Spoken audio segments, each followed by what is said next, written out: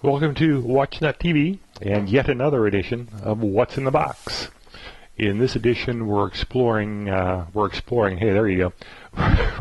We're reviewing a Rolex Explorer II, reference 16570, which, as you can tell, I'm a little bit prejudiced to before I even start this review session, but I'll try to be objective here as we go along.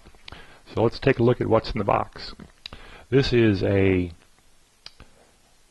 1995 production watch that was originally sold in California in that era, but was serviced by the Rolex Service Center in Dallas in June of 2009 and is in really nice near mint condition. Just to kind of show you some ideas on pricing for Rolex's work. You pardon me for the stickers, but I'm sure the gentleman who owned this watch originally would not appreciate his name and address posted all over the internet. But you can see what was done. I mean, they did a pretty good overhaul of this watch.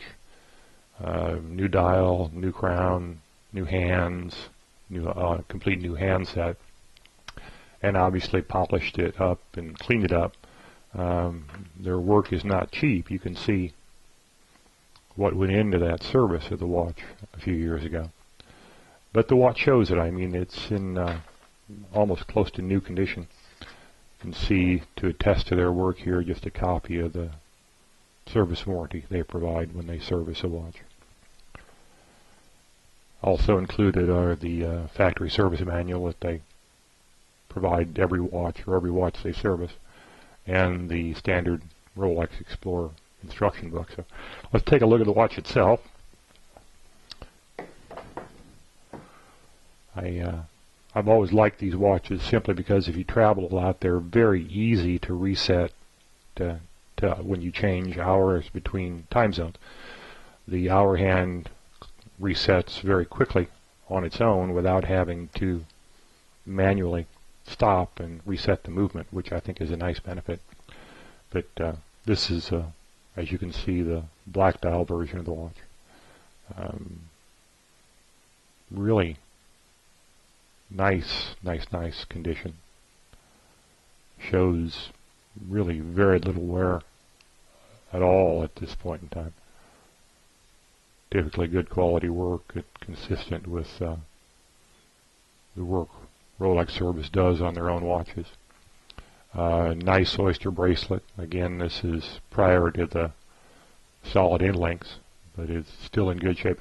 The interesting thing about this particular watch is it was ordered with the 93150 bracelet, which is typically the Submariner bracelet that has the diver's extension. So you can see it's a little larger clasp than you typically find on an Explorer, still flip lock, but in this case has the snap out diver's extension.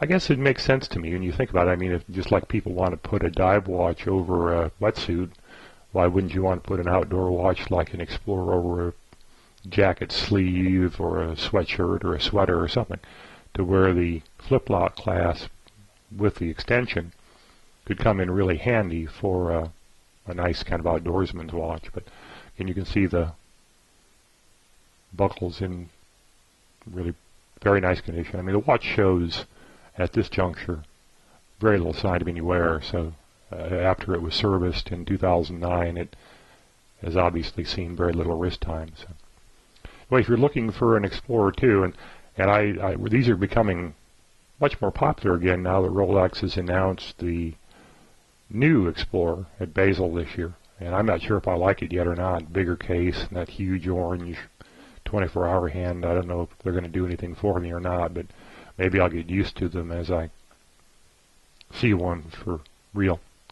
But anyway, if you'd like to see more about this watch, it is for sale at watchnut.com. So go take a look at the provenance and some of the larger photographs and enjoy yourself. Thanks for watching.